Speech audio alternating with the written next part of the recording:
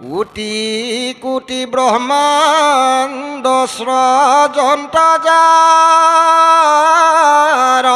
মায়া জয় সনাতন নিত্য নিরঞ্জন কায়া নমো মধুরে পুরাম মুরাম গুরু অন্ত করো অন্তক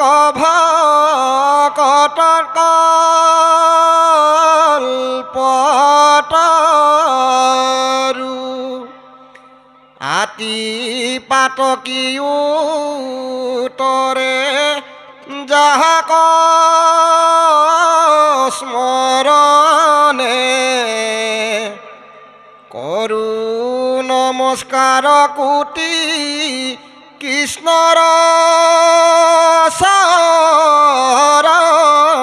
শরণে প্রভু পদ পঙ্কজক ধরিহি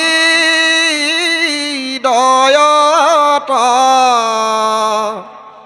যেন মতে বুজুটিকা ভাষ্যর সন্মত কৃষ্ণ ৰাৱা দেখে আমি হস্ৰ দীৰ্ঘ ছন্দে বিৰচিবু নৱসিদ্ধ কথা প্ৰবন্ধে।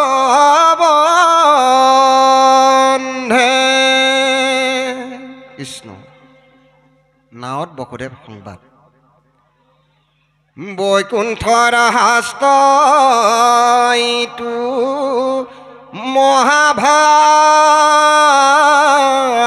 মহাভাগৱত পাইল পৰীক্ষিতে শুক মুনিৰ মুখত হাত দিন শুনি সুখে তৰিলা নিপতি ঘূৰ কলি যুগে আত পৰে নাই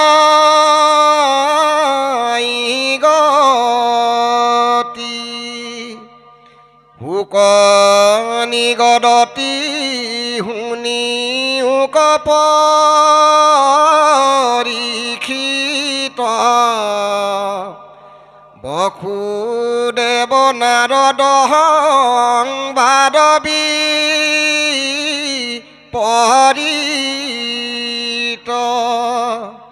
ৰাম নিবিন বসিদ্ধে যেন ভৈলাও পাখ্যান কহু হাবশেষে ৰাজা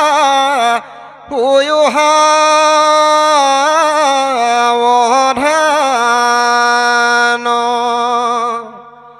বাৰে বাৰে নাৰদক প্ৰথান্ত মাধৱে নিৰন্তদাৰকাৰীষি কৃষ্ণক গৌৰৱে জীৱন্তে মুকুটতে হু জানিবা সাক্ষাৎ তথাপি উৎসুক আতি কৃষ্ণৰ সেৱাত মুকুতি সুখটো কৰি ভকতি শিৱৰ নভজে কৃষ্ণ কলোক কিনো কৰ্ম জৰ বাক্য কৰ্ণ মুখ মন আছৈ মানে যাৰ কৃষ্ণ ভকতিত সমস্তৰে অধিকাৰ কৃষ্ণ পদ পংকজক ভজে ব্ৰহ্মা হৰি নৰতনু পায়াতে যে কমন পামৰে একো স্থানে মনুষ্যে মৃত্যুৰণে ৰায় হাত তথাপি মন ভজি মৰে কৰিয়াত্মঘাত কৃষ্ণ অকণমান আহিব নেকি মাধৱ কৃষ্ণ কৃষ্ণ আপোনাৰ হব সৰ্বজানন্তা আমি মোৰ সমতি কল্পতৰু পুৰাণৰ সূৰ্য সমস্তৰে শ্ৰেষ্ঠতম দৰ্শন নাম ব্ৰহ্ম কৃষ্ণস্তু ভগৱান যাক আশ্ৰয় কৰি জীৱন যাপন কৰাটোৱে হ'ল জীৱৰ একমাত্ৰ কৰ্ম কৰ্তব্য আৰু ধৰ্ম আমি পোনে পোনে একাদশ স্কন্ধ নিমি নৱসিদ্ধ সংবাদৰ পদবন্ধৰ মাজলৈ আগবাঢ়ি যাব বিচৰা হৈছে যে মংগলাচৰণৰ পদবন্ধত প্ৰকাশিত হৈছে কৃপালু গুৰুজন বস্তুৰ দ্বাৰা জয় জয় কৃষ্ণদেৱৰ জয় যিজনা হ'ল কৃপাময় কৃপাৰ সাগৰ দয়াময় দয়াৰ সাগৰ কৰোণাময় কৰোণাৰ সাগৰ যিজনা হ'ল মহেশ্বৰ অৰ্থাৎ মহাযোগ ঈশ্বৰ সমান মহেশ্বৰ যাৰাতকৈ শ্ৰেষ্ঠতম ইক্ষতত্ব দ্বিতীয় এজন অনন্ত কোটি ব্ৰহ্মাণ্ডত নাই আৰু গুৰুজনাই সেই দৰ্শন প্ৰকাশ কৰিছে যাৰ আজ্ঞা পালে প্ৰজাপতি হৰিহৰ অনন্ত কোটি ব্ৰহ্মাণ্ডত জীৱতত্ত্বক সৃষ্টি কৰিবৰ বাবে অনন্ত কোটিজন প্ৰজাপতি ব্ৰহ্মাৰ আছে প্ৰজাপতি ব্ৰহ্মাৰ দ্বাৰা সৃষ্টি হোৱা জীৱতত্ত্বক পালন কৰিবৰ বাবে অনন্ত কোটিজন হৰিতত্ত্ব আছে আৰু প্ৰজাপতি ব্ৰহ্মাদেৱৰ দ্বাৰা সৃষ্টি জীৱতত্ত্বক সংহাৰ কৰিবৰ বাবে অনন্ত কোটিজন হৰ অৰ্থাৎ শিৱতত্ত্ব প্ৰকাশমান হৈ আছে কিন্তু অনন্ত কোটি ব্ৰহ্মাণ্ডত অনন্ত কোটিজন শিৱতত্ত্ব ব্ৰহ্মাতত্ত্ব আৰু হৰিতত্ত্বই যাৰ চৰণত সেৱা নিবেদন কৰে সদা সৰ্বদা সিজনাই হ'ল স্বামী ৰাম নেৰুৱাৰ চৰণ তোমাৰ সিজনাই হ'ল কোটি কোটি ব্ৰহ্মাণ্ড স্ৰজন্ত যাৰ মায়া জয় সনাতন নিত্য নিৰঞ্জন কায়া সিজনাই হ'ল নিত্য সিজনাই হ'ল নিৰঞ্জন সিজনাই হ'ল সনাতন যিজনাৰ মায়াৰ বশত পলকতে কোটি কোটি ব্ৰহ্মাণ্ডৰ সৃজন হয় আৰু গুৰুজন বস্তুৱে প্ৰকাশ কৰিছে সেইজনাৰ চৰণ কমলতে সেই জীৱতত্ত্ব তোমালোকে যদি পাপ খণ্ডনৰ বাবে ইচ্ছা কৰা মোক্ষ প্ৰাপ্তিৰ ইচ্ছা কৰা তেতিয়াহ'লে সেইজনাৰ চৰণ কমলত শৰণ গ্ৰহণ কৰাটো অতিকে প্ৰয়োজন প্ৰভু ভগৱন্ত ভকতৰ কল্পতৰ নমো মধুৰিপু ৰাম মূৰ মহাগুৰু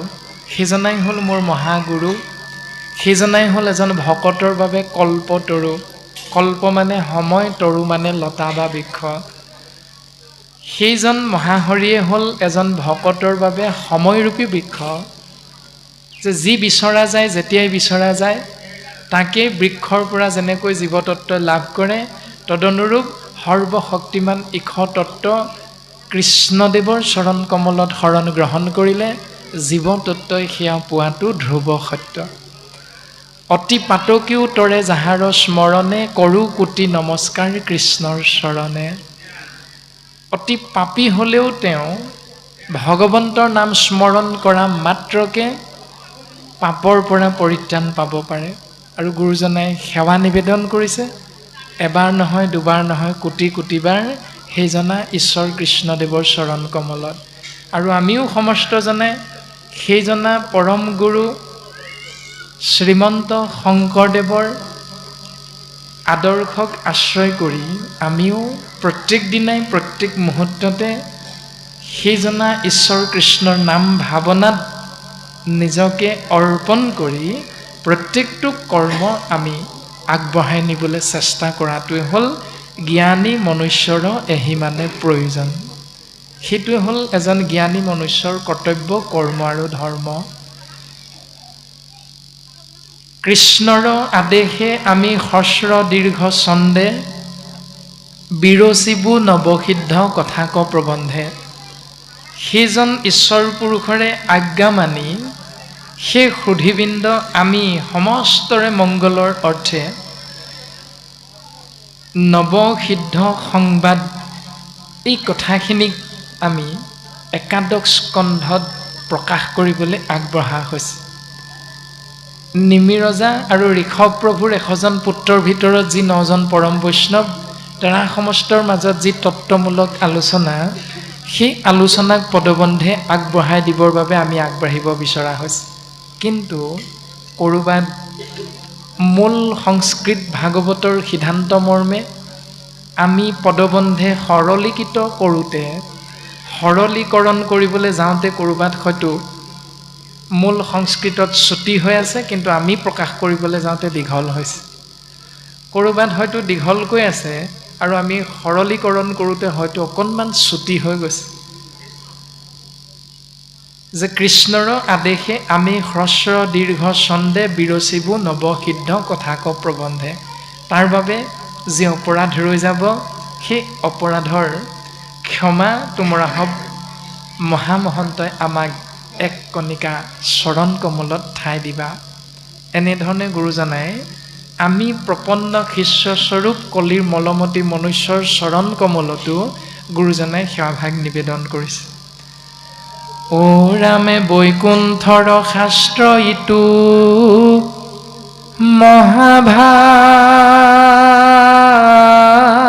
মহাভাগৱত পাইলা পৰীক্ষিতে শুক মুনিৰ মুখত। এই শাস্ত্ৰভাগ মৰ্ত্যৰ নহয়, পৃথিৱীৰ নহয়, পাতালৰ নহয়, স্বৰ্গৰ নহয়। এই ভাগৱত শাস্ত্ৰভাগী হ'ল বৈকুণ্ঠৰ বস্তু। বৈকুণ্ঠৰ শাস্ত্ৰ কৃষ্ণ মুখৰ বচন, আৰু কি তত্ত্বক পায় যেই সেইজন।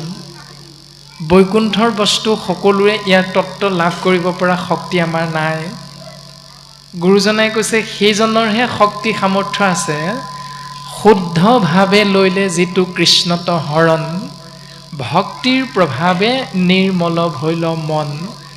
যেতিয়া ভক্তিৰ প্ৰভাৱৰ দ্বাৰা আমাৰ মন নিৰ্মল কৰিব পাৰিম, আৰু মনটো নিৰ্মল কৰিবৰ বাবে ভক্তিক আশ্ৰয় কৰিবলৈ যাওঁতে এটি শুদ্ধ ভাৱনাযুক্ত হৈ শুদ্ধভাৱে লৈলে যিটো কৃষ্ণত হৰণ, শুদ্ধভাৱে আমি কৃষ্ণত শৰণ ল'ব লাগিব। এতিয়া পোনপটীয়াভাৱে কৃষ্ণ তত্ত্বৰ ৰূপটো হ'ল নাম ৰূপ, বাংময় মূৰ্তি। আৰু বাংময় মূৰ্তি যিজনে আশ্ৰয় কৰে তেওঁৰ নাম হ'ল ভকত। সেইকাৰণে গুৰুজন বস্তুৱে 3য় স্কন্ধত প্ৰকাশ কৰিছে, ভকত প্ৰতিমা মূৰ 2 অধিষ্ঠান, 2কো পূজা দৰ্শনে কৰিবে আতিমান। সেই মা দেৱহূতি ভকতৰ ৰূপটো হ'ল মোৰ 2 নম্বৰ ৰূপ। যদি এজন ভকতক দৰ্শন পোৱা মা, তুমি জানিবা মোকেই দেখা পাইছা। যদি এজন ভকতক তুমি সেৱা কৰিছা মা, তুমি মনত ৰাখিবা তুমি মোকেই সেৱা কৰিছা। গতিকে ভগৱন্তৰ আজ্ঞা পালন কৰা মানে শুদ্ধভাৱে লৈলে যিটো কৃষ্ণত হৰণ, মানে পোনপটীয়াভাৱে নামত শৰণাপন্ন হোৱা। আৰু হৰিধাৰী দৰ্শন যদি কৃষ্ণস্তু ভগৱন্তৰ লাভ কৰিব বিচাৰোঁ, তেতিয়াহ'লে পোনপটীয়াভাৱে দেৱতো তীৰ্থটো কৰি ভকতেহে বৰ, ভকতক ভজিলে গোচয় কৰ্মজৰ। গতিকে ভকতেই ভগৱান। ভকতৰ চৰণতে যদি আমি নামেৰে সেৱাভাগ নিবেদন কৰোঁ, তেতিয়াহ'লে গুৰুজনাই কৈছে বৈকুণ্ঠৰ শাস্ত্ৰ এইটো মহাভাগৱত। এই মহাভাগৱত শাস্ত্ৰ বৈকুণ্ঠৰ বস্তু হ'লেও তুমি মত্তধামতে ভকতৰ কৃপাৰ বশত লাভ কৰিব পাৰিবা, যিধৰণে শুকগুৰুৰ কৃপাধন্য হৈ ৰজা পৰীক্ষিতে লাভ কৰিছিল। হাত দিন শুনি সুখে তৰিলা নৃপতি, ঘূৰ কলি যুগে আতপৰে নাই গতি। 7 দিন শ্ৰৱণ কৰিলে অভিশপ্ত সংসাৰী জীৱ হৰিধাৰী তত্ত্ব পৰীক্ষিতেও এই সংসাৰৰ পৰা মুকুতি লাভ কৰিছে।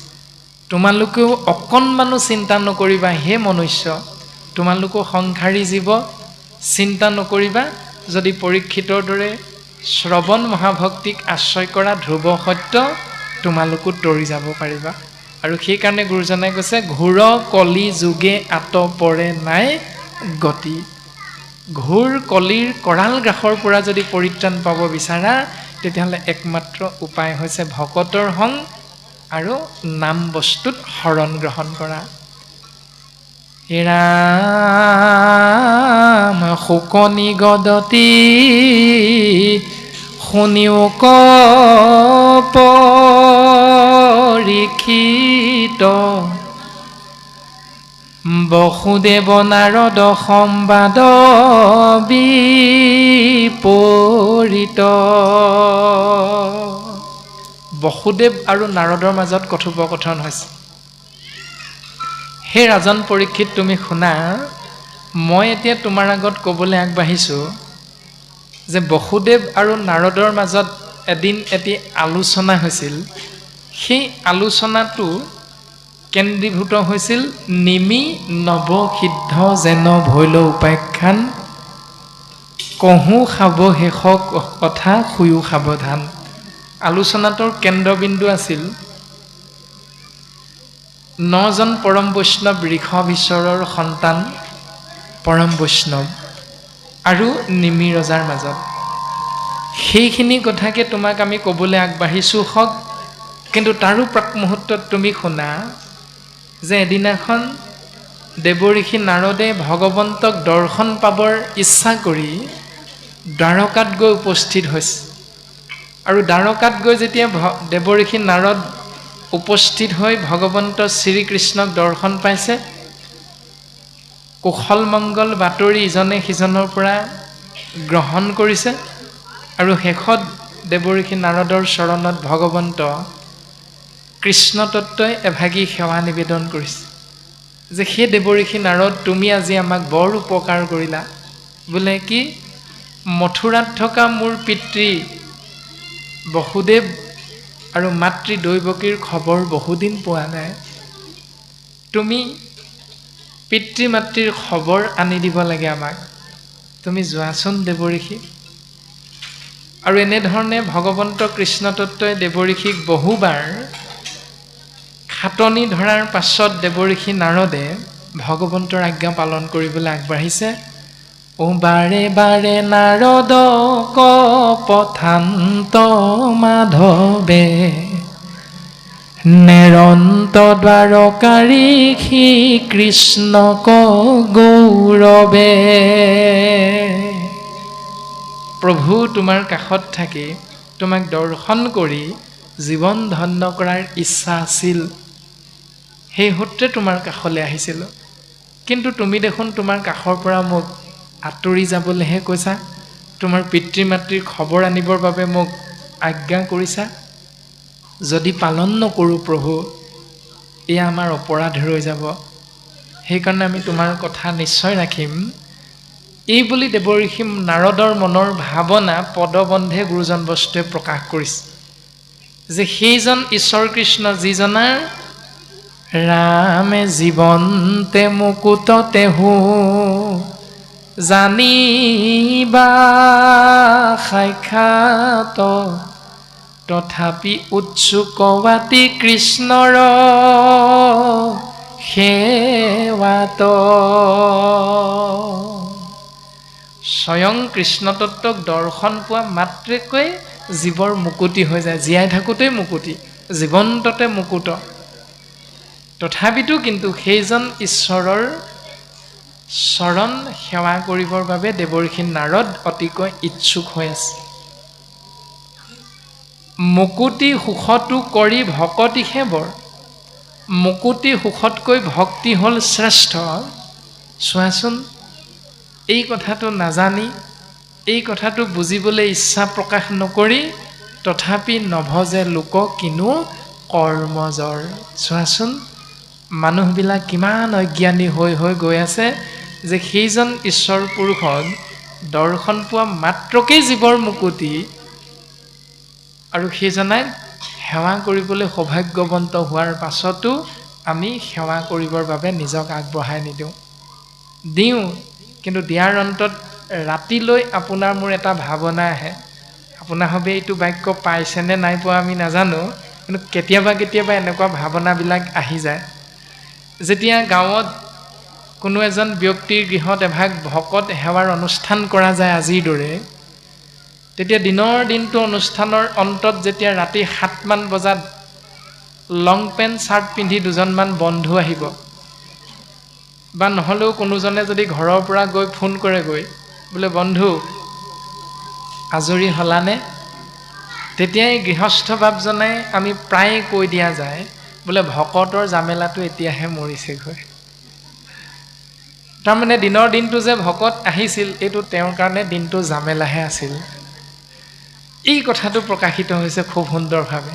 আমি ভকত সেৱাৰ অনুষ্ঠান কৰিছোঁ, কিন্তু সদৌ শেষত যেতিয়া তেনেকুৱা ভাৱনা এটা কাৰোবাৰ আগত প্ৰকাশ কৰি দিম, তেতিয়া সমস্ত পুণ্য নাশ হৈ যায়।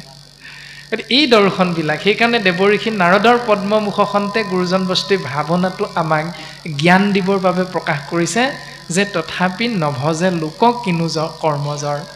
কৰ্মবন্ধনত আমি বান্ধ খাই খাই যদিও ভকত সেৱাৰ বাবে অকণমান সময় উলিয়াই লৈছোঁ, তথাপিতো সেই পুণ্যকণো সন্ধিয়া 7মান বজাত আমি পুনৰ নিজৰ ভাৱনাৰে আমি নাশ কৰিহে পেলাওঁ।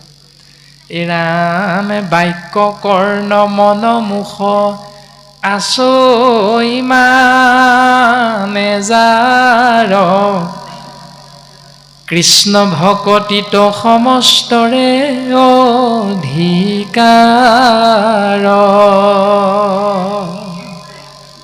বাক্য উচ্চাৰণ কৰিব পৰা এখন সুন্দৰ মুখ যাৰ আছে জিভা সহিতে, দুখন কাণ যাৰ আছে কথা শুনিবৰ বাবে, এটি সুন্দৰ মন যাৰ আছে ভাবিবৰ বাবে, বাক্য কৰ্ণ মন মুখ আছে মানে যাৰ যাৰ এইকেইটা বস্তু যোগ হৈ আছে শৰীৰটোৰ লগত, কৃষ্ণক ভক্তি কৰি জীৱন ধন্য কৰাৰ সমস্তৰে অধিকাৰ আছে।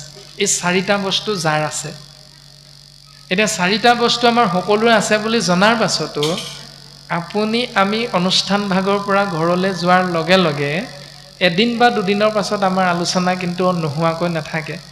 বোলে সেইদিনা আমুকক যে নামখাৰ ল'বলৈ দিলে, দেখিলা নাই কিমান ভুলকৈ গালে, আমাকোতো দিব পাৰিলেহেঁতেন, নহ'লে আমাক বাৰু নালাগে, তেওঁ কিবা এটা বেয়া পায় প্ৰস্তাৱ নকৰে আমাৰ নামটো, কিন্তু মোৰ কাষততো তুমিও বহি আছিলা, তোমাকোতো দিব পাৰিলেহেঁতেন, এই ভুলকৈ গোৱাজনকহে দিবলৈ পালে। এই যিটো ভাৱনা আমি দুদিনমানৰ পাছত প্ৰকাশ হৈ যায়, মুখে আমাৰ ওলাই যায়, তেতিয়া শাস্ত্ৰই সেই দৰ্শনটো কৈছে যে 4টা বস্তু বাক্য কৰ্ণ মন মুখ যাৰ আছে, কৃষ্ণত ভকতিত সমস্তৰে অধিকাৰ আছে। হয় তেওঁ উচ্চাৰণৰ ক্ষেত্ৰত অকণমান ভুল হৈ যায়, হয় তেওঁ প্ৰকাশ ভংগীমাত বা কণ্ঠটো সুন্দৰ নহয় বাবে তেওঁ সুৰটো শুনিব লগা ধৰণৰ নহ'বও পাৰে, কিন্তু শাস্ত্ৰই কৈছে সমস্তৰে কৃষ্ণ ভক্তিত অধিকাৰ আছে।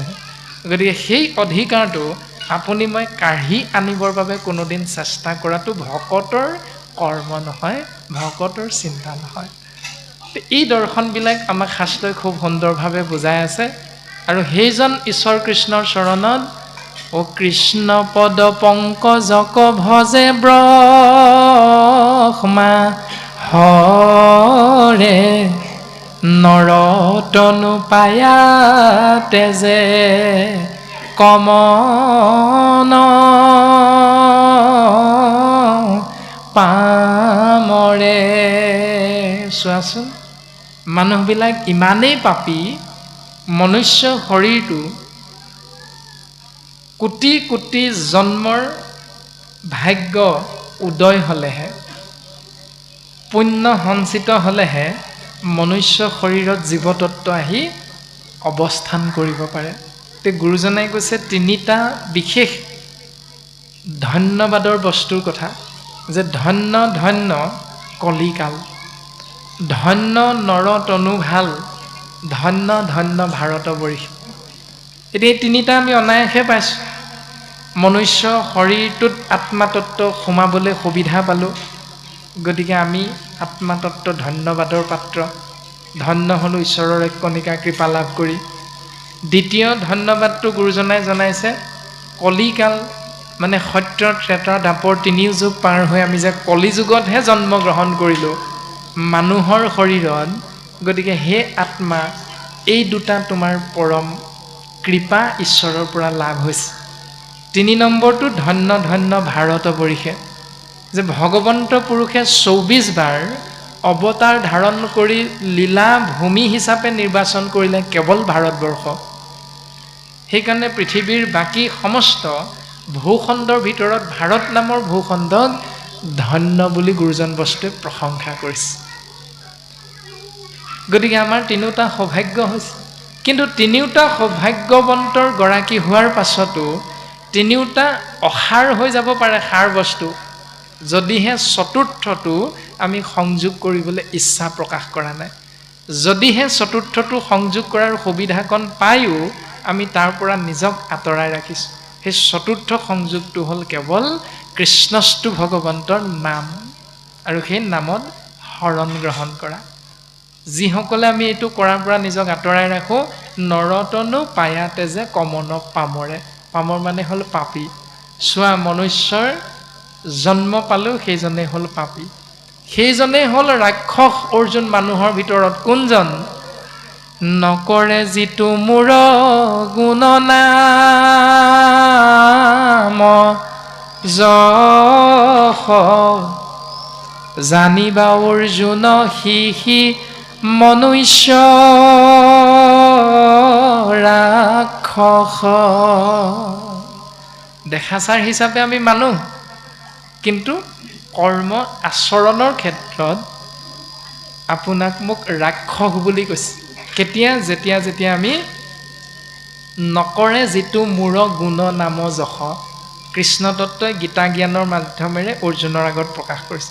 অৰ্জুন, যিজনে মোৰ নাম দুখন কাণ থাকিও শুনাৰ ইচ্ছা প্ৰকাশ নকৰে, অৰ্জুন যিজনে মোৰ নাম এখন পদুম ফুলৰ দৰে সুন্দৰ মুখ পায়ো কৃষ্ণ বুলি ক'বলৈ ইচ্ছা প্ৰকাশ নকৰে, বেয়া পায়, তেতিয়াহ'লে তেওঁ মানুহৰ শৰীৰত থাকিলেও তেওঁৱে ৰাক্ষস, তুমি মনত ৰাখিবা। এনেধৰণে প্ৰকাশ কৰিছে। কুকুৰ বুলি কৈছে, যাৰ কৰ্ণ পথক নগৈল দামোদৰ, কুকুৰ সদৃশ সিটো অধম পামৰ। ভেকুলী বুলি কৈছে, জিভাখন থাকি কৃষ্ণ গুণ নাগাই কৰৈ আনসে ব্যাখ্যান, জানা জিভা ভৈল তাৰ বেংগৰ সমান। সেইখন জিভা ভেকুলী জিভা বুলি কৈছে। গতিকে গুৰুজন বস্তুৱে ভাগৱত নামৰ দাপোন ভাগীৰ জৰিয়তে ইমান সুন্দৰকৈ পদবন্ধে ছবিচন্দে লেচাৰী দুলৰী আজিৰ মাধ্যমেৰে খুব সুন্দৰ আমাক দৰ্শন প্ৰকাশ কৰি গৈছে। যিধৰণে গডৰেজৰ ডাঙৰ আইনাখনৰ সন্মুখত থিয় কৰাই দিলে যৌৱনটো আমাৰ আছেনে নাই বুজি পাম। যিদিনাই চকুৰ গুৰিকেইটা কলা পৰা দেখোঁ আইনাখনত, আইসকলে তৎক্ষণাত বিউটি পাৰ্লাৰলৈ যোৱাটো কথা চিন্তা কৰোঁ। বাপজনেও আমি তেনেধৰণে কিবা এটা কৰাৰ কথা চিন্তা কৰোঁ। তদনুৰূপ গুৰুজনাই কৈছে, তুমি নিজৰ ২৪টা তত্ত্বৰে গঠিত শৰীৰটোৰ 11টা ইন্দ্ৰিয়ৰ দ্বাৰা কৰি থকা কৰ্ম আঁচনিখনত তোমাৰ আচৰণ পদ্ধতি শুদ্ধ হৈছেনে নাই হোৱা, তাক জানিবৰ বাবে ভাগৱত নামৰ দাপোনখনৰ সন্মুখত নিজক এদিন থিয় কৰাবলৈ চেষ্টা কৰা। যদি ভাগৱতে কৈছে তোমাৰ কাণৰ ধৰ্মটো কেনেকুৱা সেইটো তোমাৰ পালন হোৱা নাই, তেতিয়াহ'লে তুমি সেইটো মিলাই ল'বলৈ চেষ্টা কৰা। তোমাৰ হাতৰ যিটো ধৰ্ম সেইটো যদি ভাগৱতে কোৱাৰ দৰে মিলা নাই, তেতিয়াহ'লে হাতৰ ধৰ্মটো মিলাই ল'বলৈ চেষ্টা কৰা। তোমাৰ মনৰ যিটো ধৰ্ম ভাগৱতে কৈছে সেইটো যদি বৰ্তমান তোমাৰ পালনৰ ক্ষেত্ৰখনত প্ৰযোজ্য হোৱা নাই, তেতিয়াহ'লে তুমি তাক মিলাই ল'বলৈ চেষ্টা কৰা। তেতিয়াহে মিলাই ল'ব পাৰিম যেতিয়া আমি ভাগৱত নামৰ দাপোনখনৰ সন্মুখত নিজকে থিয় কৰাই আমি আত্মবিশ্লেষণ কৰিম আৰু ভাগৱত ধৰ্ম হ'ল এয়াই আত্মবিশ্লেষণ তুমি মনে মনে থাকা এইটো ভাগৱত ধৰ্ম নহয় ভাগৱত ধৰ্ম হ'ল মই মনে মনে থাকিম অৰ্থাৎ 11টা ইন্দ্ৰিয়ৰ লগত যোগ হৈ থকা কৰ্ম আচনিখন মোৰ ক'ত ভুল হৈ আছে সেইটো বিশ্লেষণ কৰি নিজৰ জীৱনটো আগবঢ়াব লাগিব তেওঁৰ ভুল হৈছে দত্তৰ ভুল হৈছে শইকীয়াৰ ভুল হৈছে হাজৰিকাৰ ভুল হৈছে এইটো চাই থকাটো আপোনাক মোক ভাগৱতে দৰ্শন দিয়া নাই আমাক দৰ্শন দিছে কেৱল আত্মবিশ্লেষণ আৰু এনেধৰণে প্ৰকাশ কৰি সোঁৱৰাই দিছে একো স্থানে মনুষ্যে মৃত্যুৰ নেৰাই হাত য'তেই নাথাকা যেনেকৈ নাথাকা মনত ৰাখিবা মৃত্যু ধ্ৰুৱ সত্য হৈছা যিহেতু জন্ম তথাপি নভজি মৰে কৰি আত্মঘাত মানে ইংৰাজীত হ'ল ছুইচাইড সেই ছুইচাইড কৰিলে বুলি ক'লে আমি স্বাভাৱিকতে বুজি পাওঁ শৰীৰটোত গ্ৰহণ নকৰিব লগা এভাগ খাদ্য গ্ৰহণ কৰিলে আমি ছুইচাইড বুলি কওঁ শৰীৰটো স্বাভাৱিক মৃত্যু নহয় কিবা এটা বস্তুক যোগ কৰি যেতিয়া আমি মৃত্যুক সাৱটি ল'ম তেতিয়াহ'লে সেইটো হ'ল ছুইচাইড কিন্তু শাস্ত্ৰই কৈছে ছুইচাইড মানে আত্মঘাত তেতিয়া হয় মুক পাহৰিলে মিলৈ তেখনে নৰক একাদশ স্কন্ধত উদ্ধৱক কৈছে উদ্ধৱে জানিব বিচাৰিছে প্ৰভু নৰক কাক বোলে আৰু তেতিয়াই ভগৱন্ত বস্তুৱে কৈছে মুক পাহৰিলে মিলৈ তেখনে নৰক মোৰ চিন্তাৰ পৰা যেতিয়াই জীৱতত্বই নিজক আঁতৰাই ৰাখিব সেই প্ৰত্যেকটো সময় প্ৰত্যেকটো দিন প্ৰত্যেকটো মাহ প্ৰত্যেকটো বছৰ হ'ল সেইজন মানুহৰ বাবে নৰক আৰু সেই নৰকেই হ'ল ছুইচাইড মানে আত্মঘাতী ব্যৱস্থা গতিকে আমি কোনটো ব্যৱস্থাৰ মাজত নিজক ৰাখিছোঁ এইটো আমি প্ৰত্যেকেই শাস্ত্ৰসন্মতে চিন্তা কৰিলে নিশ্চিত ৰূপত বুজিব পাৰিম কৃষ্ণক সেৱা দেখে মাত্ৰ গুছে মৃত্যু ভয় জানিয়া কৃষ্ণক ভজা কৰিয়া নিশ্চয় সেই সুধীবৃন্দ কেৱল কৃষ্ণৰ চৰণ কমলত নাম বস্তুৰ মাধ্যমেৰে সেৱা কৰাৰ জৰিয়তেহে জীৱতত্বই মৃত্যু ভয়ৰ পৰা হাত সাৰিব পাৰে মানে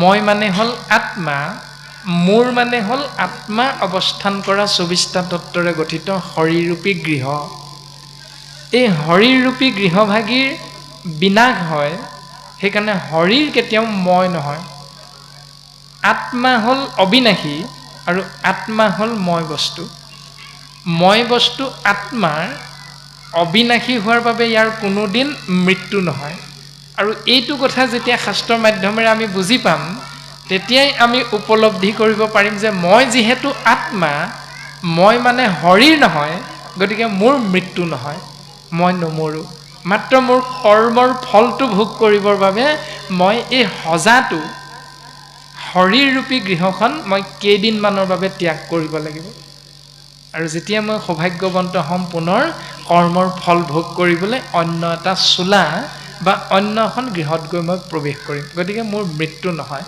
আৰু সেইটো যেতিয়াই আমি সুদৃঢ় বিশ্বাসে আশ্ৰয় কৰিম তেতিয়াই আমি মৃত্যুক জয় কৰিব পাৰিম মৃত্যু ভয়ৰ পৰা মুক্ত হৈ থাকিব পাৰিম কিন্তু সেইটো আমাৰ নহয় প্ৰত্যেকৰে আমাৰ ভয় আছে কিন্তু বিজ্ঞানসন্মতভাৱে যদি চিন্তা কৰোঁ পুৰুষ স্বৰূপ জীৱতত্বৰ এক টোপাল শুক্ৰাণু নামৰ বীৰ্য যেতিয়া প্ৰকৃতি স্বৰূপ আইগৰাকীৰ গৰ্ভত প্ৰৱেশ কৰাইছিলোঁ সন্তান স্থিতিৰ বাবে তেতিয়া সেই পুৰুষৰূপী জীৱতত্বৰ এক টোপাল শুক্ৰাণু নামৰ বীৰ্যত 400 নিযুত কীট থাকে এইটো বিজ্ঞানসন্মত দৰ্শন 400 নিযুত কীট আৰু সেই কীটবিলাকৰ মাজত এখন দৌৰ প্ৰতিযোগিতা হয় ডিম্বাণুত প্ৰৱেশ কৰিবৰ বাবে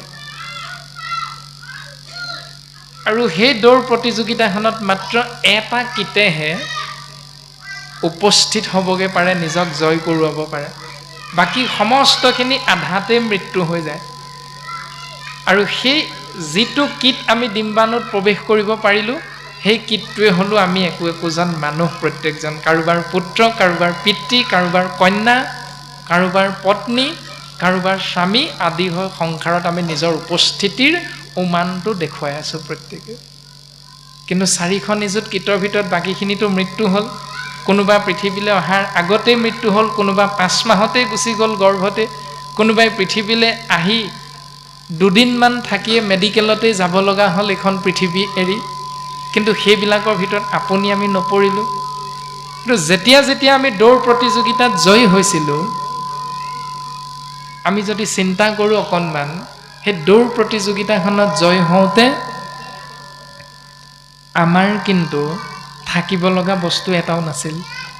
অৰ্থাৎ চকু নাছিল, কাণ নাছিল, হাত নাছিল, ভৰি নাছিল, তথাপিতো আপুনি আমি দৌৰ প্ৰতিযোগিতাত জয় হ'লোঁ। কিন্তু আজি আমাৰ 2খন হাত আছে, 2টা ভৰি আছে, 2টা চকু আছে, 2খন কাণ আছে, তৎসত্ত্বেও আপুনি মই কিবা এটা নহয় কিবা এটা ভয়ত জীৱন কটাই আছোঁ। সেইটো হ'ল মৃত্যু ভয়, যে আমি মৰিম, ল'ৰাটোৰ কি হ'ব, আমি মৰিম, ছোৱালীজনীৰ কি হ'ব, আমি মৰিম, পত্নীগৰাকীৰ কি হ'ব, মৰিম, গৰুহালৰ কি হ'ব আদি বিভিন্ন চিন্তাৰ মাজত আপুনি মই অৱস্থান কৰি মৃত্যু ভয়ৰ পৰা নিজক আঁতৰাব নোৱাৰোঁ। সেইকাৰণে গুৰুজনাই কৈছে কেৱল মৃত্যু ভয়ৰ পৰা নিজক মুক্ত কৰি ৰখাৰ উপায়টো হ'ল কৃষ্ণ সেৱা তেখে মাত্ৰ, গুচে মৃত্যু ভয়, জানিয়া কৃষ্ণক ভজা কৰিয়া নিশ্চয়। এই দৰ্শনটো প্ৰকাশিত হৈছে আৰু বাপজনাই বৰ্তমান পদবন্ধে এইখিনিলৈকে আগবঢ়ালে। গতিকে পুনৰ আমাৰ